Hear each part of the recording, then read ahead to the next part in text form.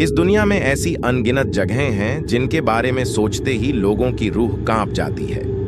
इन जगहों पर होने वाली घटनाएं सामान्य दुनिया से बिल्कुल परे होती हैं। माना जाता है कि इन स्थानों पर भूत प्रेत और आत्माओं का साया होता है। ऐसी ही एक जगह की कहानी आज हम आपको सुनाने जा रहे हैं।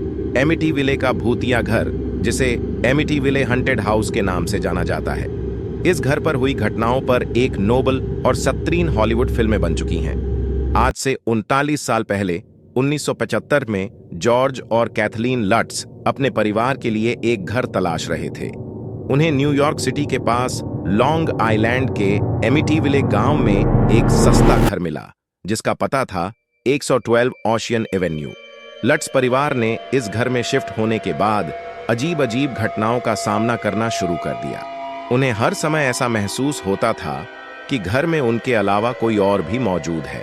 कई बार उन्होंने अजीब आवाजें सुनी और एक रात जॉर्ज ने देखा कि उसकी पत्नी कैथलीन का शरीर हवा में झूल रहा था, जो कि गहरी नींद में थी। इस घटना से जॉर्ज बहुत डर गया।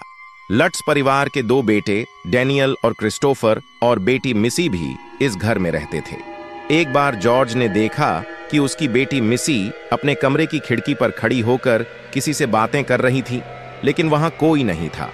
इस घर के बेसमेंट में एक गुप्त कमरा भी था, जो घर के नक्शे में नहीं था। इस घर की डरावनी घटनाएं बढ़ने लगीं, जिससे लट्स परिवार की तबीयत भी खराब होने लगी। जॉर्ज ने चर्च के फादर को घर बुलाया, लेकिन जैसे ही फादर ने घर में कदम रखा, उन्हें बुरी शक्तियों का एहसास हुआ।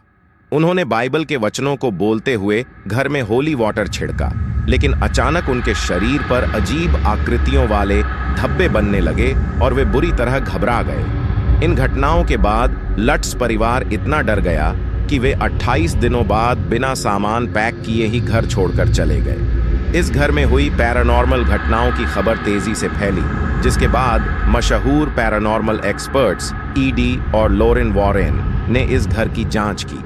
उन्हें वहां कई आत्माओं के होने के सबूत मिले और उन्होंने कुछ तस्वीरें भी लीं, जिनमें एक बच्ची की आत्मा स्पष्ट रूप से दिखाई दी। अगर हम इस घर में लट्स परिवार के शिफ्ट होने से 1 साल पहले की बात करें, तो 1974 में यहां डिफियो परिवार रहती थी। एक रात 23 साल के रोनाल्ड डिफियो ने अपने माता पिता और 4 छोटे भाई बहनों को गोली मारकर हत्या कर दी। उसने कहा कि उसे घर की दीवारों से आवाजें आती थीं, जो उसे अपने परिवार को मारने के लिए कहती थीं।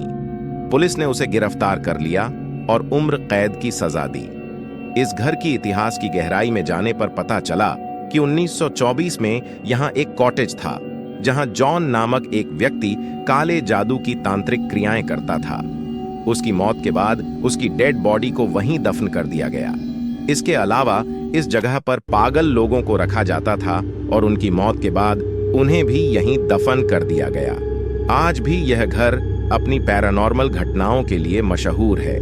अगर आपको कभी इस घर में एक रात बिताने का मौका मिले, तो क्या आप वहां जाना चाहेंगे?